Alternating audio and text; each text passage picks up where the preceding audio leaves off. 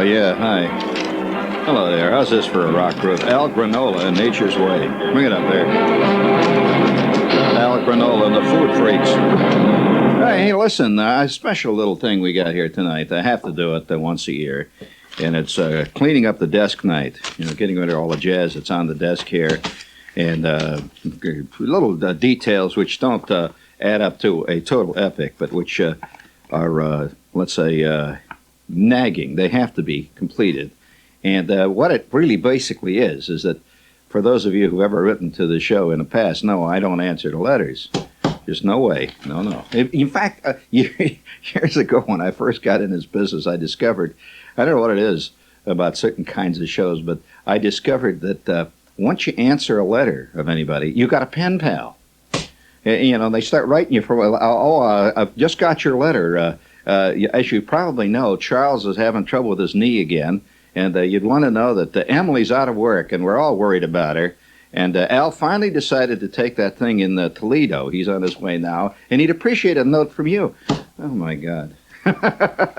So what we do certainly see them, and I'd like to say that tonight we're going to take this opportunity to electronically, as we say in the racket, answer a few of these more important and pressing notes, and also give you an idea of the kind of things that the spies are continually raining down upon us from the merciless heavens. Okay, all set in there?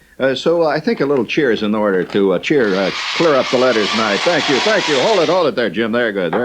All right, the very first letter here we got here. We're taking them in order of, let's put it this way, we're taking them in inverse order as to their weightiness, as we're working up to the weighty ones at the end here. Here's the first one.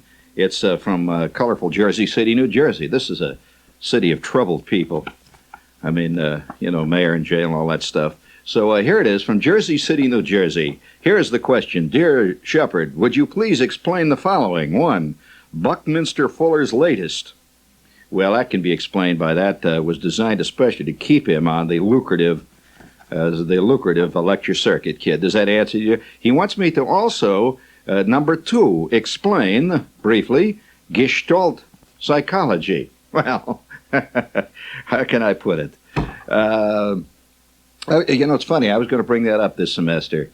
We got crowded out by Winnie the Pooh and a few other things that came up, although that's all part of Gestalt. The whole problem of Gestalt philosophy, kid, or psychology. He has it philosophy. He really means psychology. Gestalt psychology, kid, is what Jersey City is in the middle of at this point. Look around and you will understand Gestalt psychology. He says also, please explain briefly trigonometry. Also, number 4, calculus.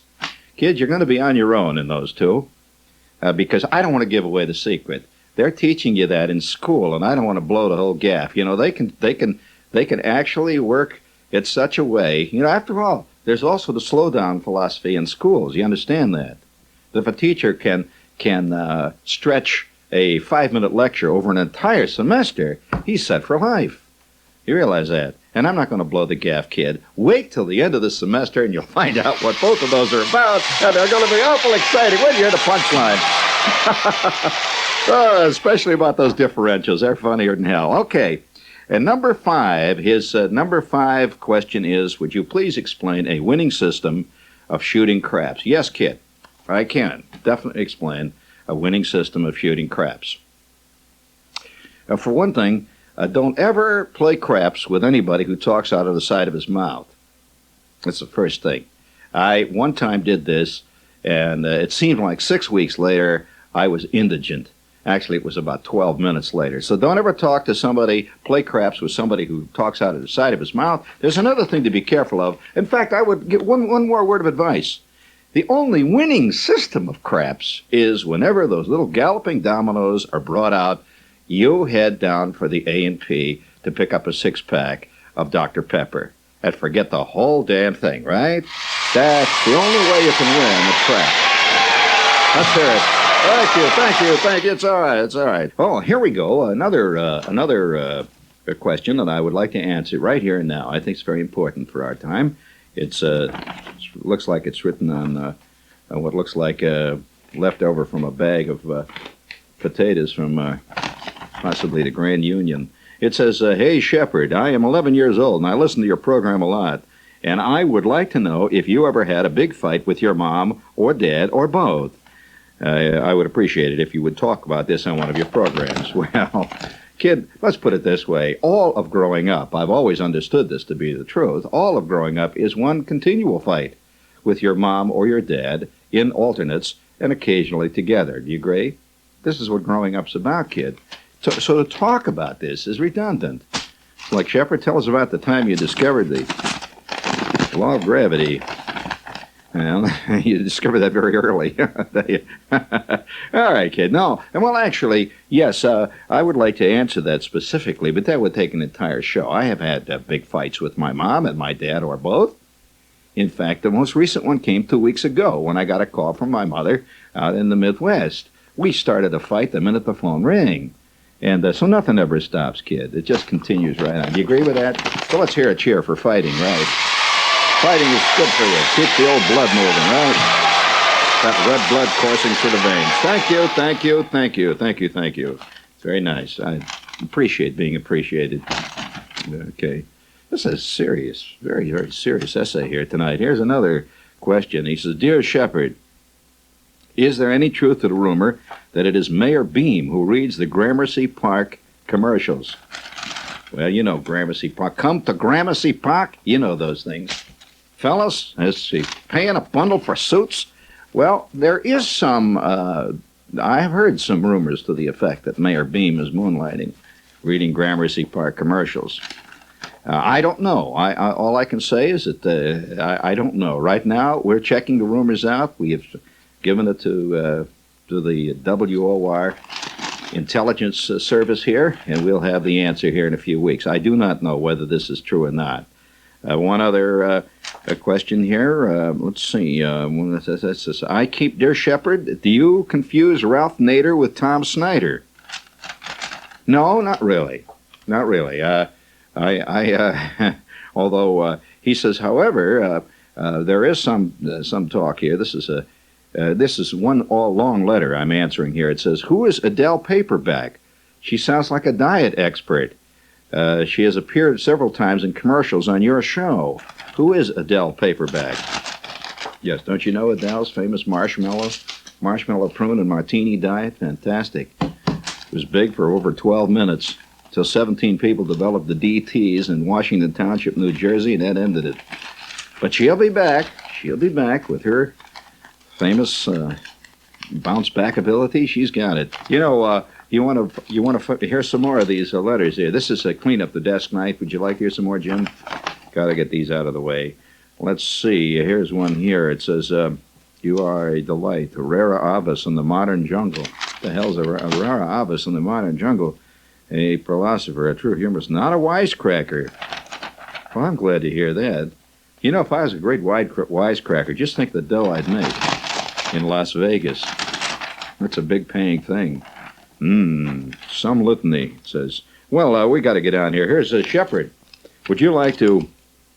It says, "Shepherd, would you like to invest in the following? I have them for sale. Would you please let me know in the following mail?" This is a pitch here. It says here, it says, "Coins of the Bible bookmark are now available. A gift for reverence, idea for use in your prayer book or family Bible. 7 different coins of the biblical era, including the famous pieces of silver, of which, you know, the whole thing about driving the evil guys out of the temple. And it says, these are now yours, and they can be used as bookmarks, and they don't have to necessarily be used for bookmarks in your Bible. You can use them in your favorite novel." 30 pieces of silver. Oh, God. No, thank you, fella. That was an interesting offer. I'm pleased that you thought of me in that context. But no, thank you. No, thank you. Cross with palm with silver. Mammy. Another letter. "Dear Shepherd, when hearing your April 3rd show, I heard you," he spells it H-E-R-D. Kid, you're going to be in trouble. In later life, "I heard you recite." That's a kid. What kind of reading system they call that? Where they use they do it by sound. They don't know. He heard it. H-E-R-D. "I heard you recite and it's spelled Siresight. He heard me recite the poem, and he's got it spelled Pome, the poem If. I would like to tell you that I had to recite the same poem just about 3 weeks ago in almost the same way, and it was hell. That's right, kid. Join the club. It says, whatever happened to the national anthem, the General Tire commercials? Just don't. You know, there's an old expression, kid. When you go to a ball game, you know, the pitcher is pitching a no-hitter, and they say don't ever say anything about it, because the minute you say something about it, pow, you know, one of them bounces off the scoreboard, and you know, there goes the no-hitter, powie. Well, quit talking like that, kid, or they're going to descend on you again. There's going to be 12,000 of them. Shut up. Okay? Okay, kid. This kid goes on to say, he says, old Shepherd, he says, Dear Shepherd, the questions. He says, is your book, In God We Trust, All Others Pay Cash, in paperback? Yes, it is in paperback. And it is available through the Doubleday bookstores. It is a dolphin paperback, kid. Dolphin, as the fish. So it is in paperback. By the way, so is Wanda Hickey's Night of Golden Memories. Hi. Hello, gang. That is that is still in hardcover, in fact. You can also get that in the paperback, too. That's a Dell paperback, I hate to tell you. Write to Dell. They'll send you one. It says, oh, here's another question here for the same kid. He says, are you sure the Jewish harp is more effective than the pill in Sicily? That's not a Jewish harp, kid. That's a Jew's harp, kid. Jewish harp is a beer. And, no, I'm sorry. That's something else. That's a... No, it's just a... Wait, let's see. A lot more stuff. Okay, here's another thing here. It says, another question here. Why was Gene Shepherd's America canceled? It was not canceled. It concluded its run. On PBS, they don't cancel things. They have a 13-week, you know, like Alistair Cook's America wasn't canceled. They completed the series, you know, and that's the way with mine. And by the way, Gene Shepherd's America is coming back on in July. Well, it's going to be late June, actually. It's going to come on in the first part of July, late June, and run through October on this run. It will be seen locally here on Channel 13, and wherever you are out there in the boonies, you'll probably have to put a 7,000-foot antenna out because they don't have any television of an educational nature in such states as, say, Rhode Island. Okay? No, so it's coming back, right? Okay, does that answer that kid? Yeah, nosy little crumb. All right, would you please give that kid a cheer there? For deep cutting, incisive questions. That's the boy, kid. You stick with it. Yes, sir. One day you're going to be David Susskind. You stick with those really deep questions. All right, here's another question. This is from a high school in Jersey. It's from a high school teacher. I am developing an American humor course for the following school year. I want very much to include Wanda Hickey collection of short stories, but Dell has informed me that the book is out of print. Is it really? Well, I would suggest then that you write to Doubleday, fellow. Write to Doubleday for the hardcover. Write to Doubleday, and he says, could this be coming back in print? Well, I don't know. You know, paperbacks are funny. That's a hard question to answer. A book will be out of paperback for a while, then it'll come back again. Then it'll go out, and then they'll bring it in again. So have you seen, you see this yourself. You go out, one day all of a sudden, all of F. Scott Fitzgerald is all over the place.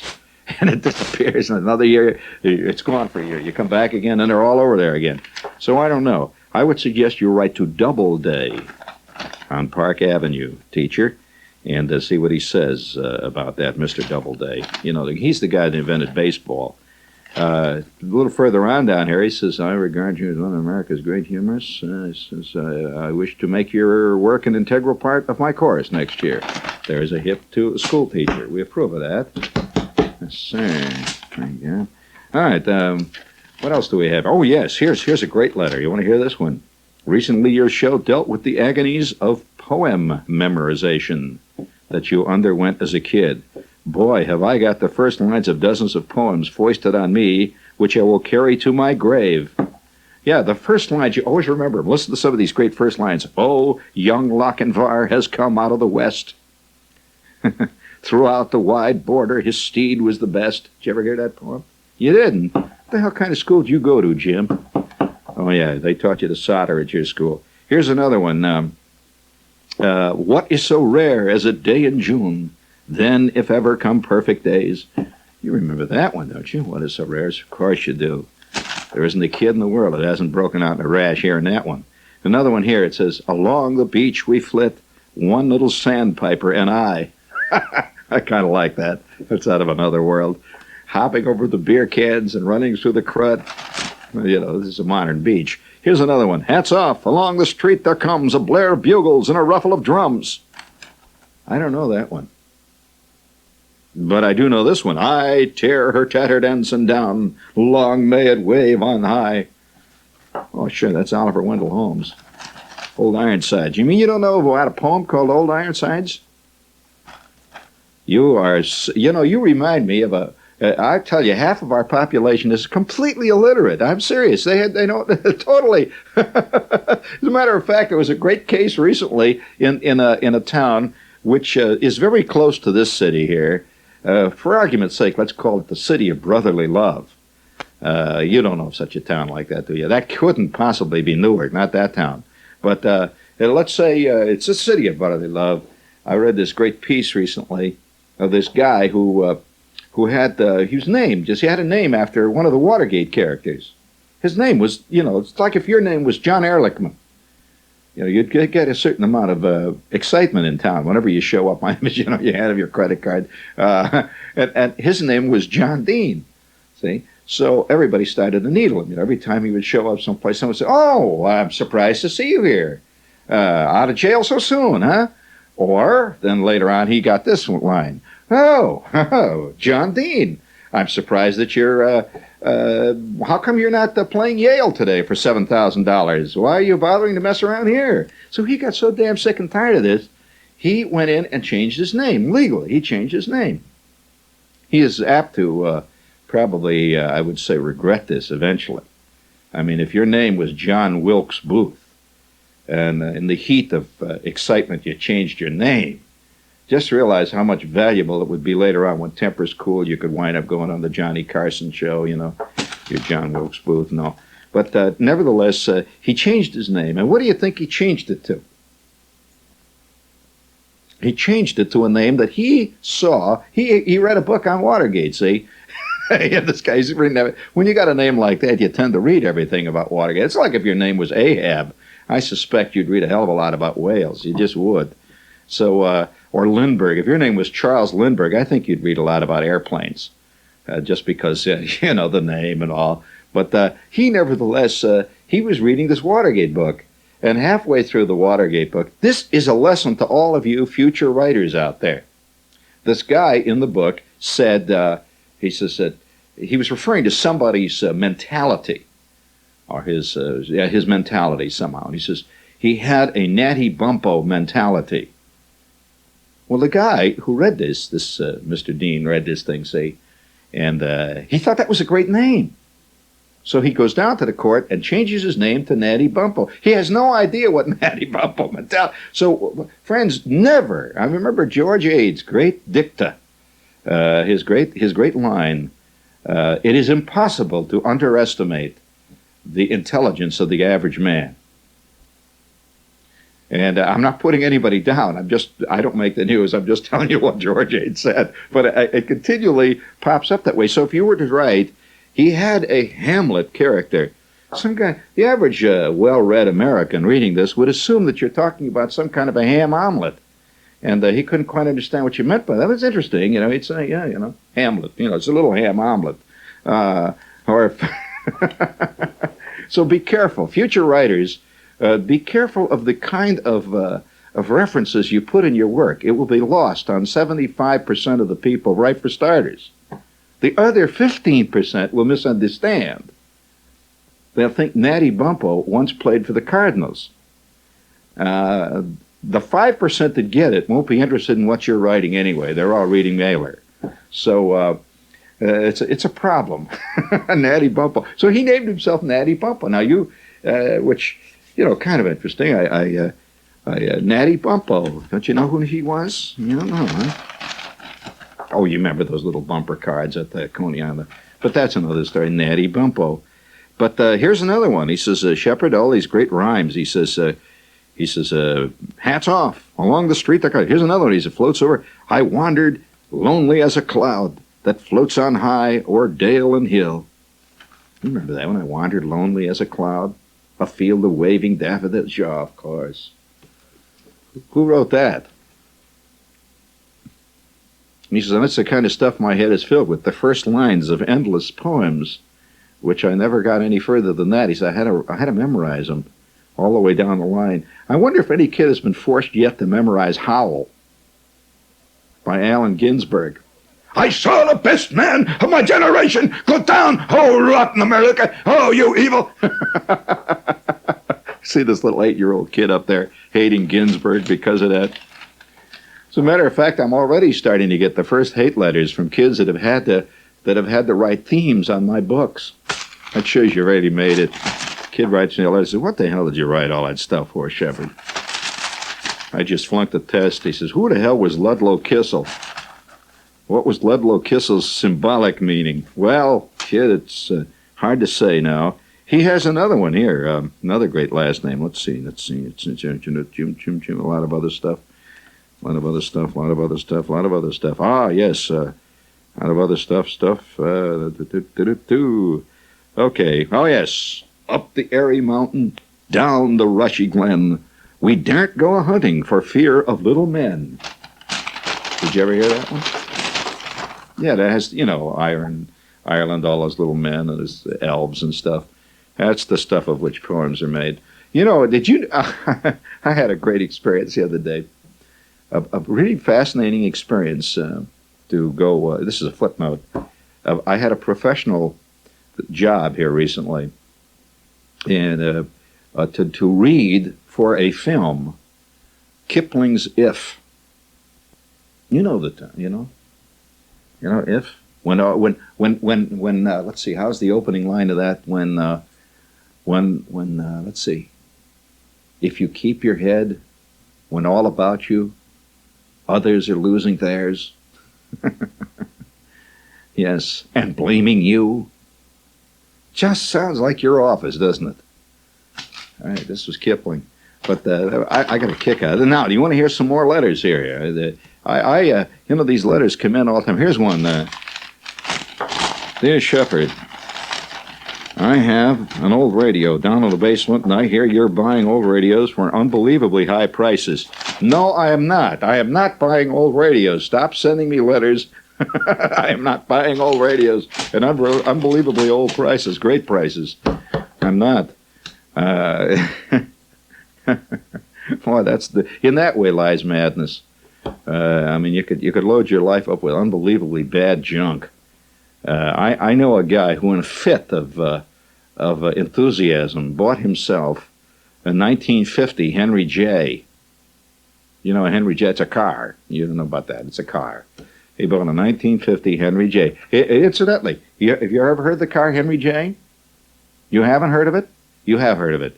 Well, see, Jim, you're into airplanes. You don't know anything about cars.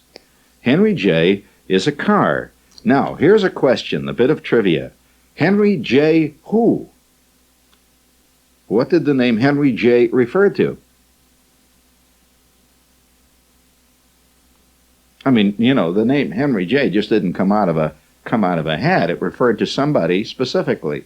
Henry J. You can't call your car Alfred W. and have it nothing to do. It's not connected with it. It's just Henry J. was the name of a car. Now, it was actually a model of a car, Henry J. Now, who was the last name? Henry J. whom?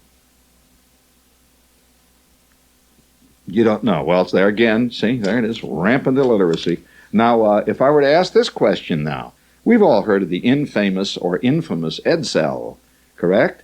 Well, how did they come about that name? What was that name about? Edsel what? That is correct. You are right as far as you go. Edsel Ford. But who was Edsel Ford? He was the son of who? No. Come on now, don't be obscene. He was the son of who? He was the son of the original Henry, correct. the number one man, the old timer. Now, we'll get further into this now. Edsel Ford, however, has one great contribution that he made to mankind, really. What was it? Edsel Ford is known for what?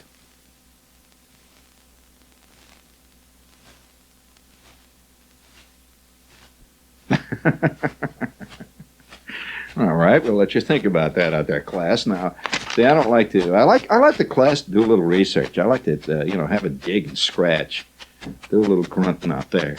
Now, we have another question here. It says, Shepard, the other day it says you read a list of where you could get various premiums on the show. Did I do such a thing? Stuff that they gave with her, but I did not give any address.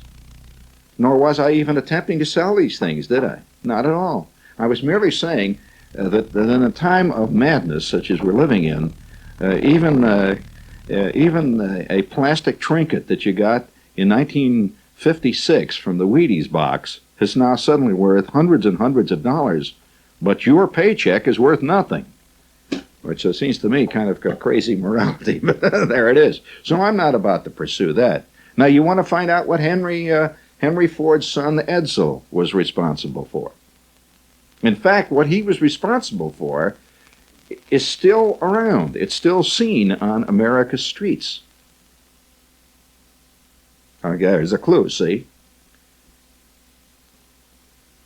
Yes, that's right. He headed a unit, a group, and in fact, he was the chief philosopher behind the design of a specific thing, which later became a great American classic, really. What was it?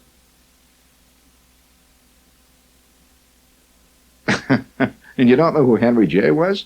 All right, I'll ask you another one if you're curious. There was a time when cars used to name their models after places, like Malibu, right? That's a place. See, they don't do that anymore now. Occasionally Monte Carlo. What was a car that named its model after Bermuda? It was called the Bermuda. A brief bit. Now, did you know that at one point a car produced in America named its model after the amount of gas mileage it got, how far you could go on a tank of gas?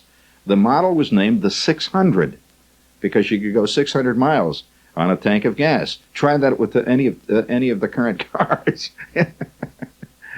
No way. What car was that? It was called the 600. Well, I'll give you another clue. What company turned out a car that was named after several French generals at one point of the Revolutionary War period, including the Lafayette? There was no Benedict Arnold that I know of, although there was some talk at one time of bringing out the Aaron Burr. It's a great little 6-cylinder car, terrific, 2-seater. Yeah, all right. I don't know why we're bringing it. So this has been a trivia night. We've covered the story, and you don't know what Edsel was responsible for, except one of the greatest corporate fiascos in modern times. He did not have anything to do with the car, Edsel, if that's what you think. He himself had nothing to do. In fact, he was, I think, deceased at the time that they named the car after him. And considering the looks of that car, with what he himself designed, he probably made several quick turns in his grave. What was it that Edsel was known for? Bring it up there. Bring it up there, gang. Bring it up there. Right. No. Edsel Ford did not design the butter-flavored maple syrup that we now buy. No. He had nothing to do with that. What did Edsel design? La da da da dee dee dee dee. La da da da dee dee dee dee. La da da da da dee dee dee dee dee dee. Rasma tells Rudy to. Da da da da da da da da. Rickety ting ting ting. Am I still bothering you there with that Edsel thing? I I hate to do this. Classes, once again. You don't even know who Henry J. referred to. Class has not done its homework tonight. Were there other cars named after people? Henry J., Edsel, what else? Well, are you aware that the Chevrolet is named after a person? That's right. Louis Chevrolet, an early French race driver who raced at Indianapolis quite successfully. Louis Chevrolet. You didn't know that, did you? Do you know who Augustus Buick was? That's right. Olds, of course, was named after R.E. Olds, the Oldsmobile. Plymouth was named after the well-known gin. Plymouth was named. Don't you remember Plymouth, where the people landed? All right, try this one on for Edsel. He designed the Continental.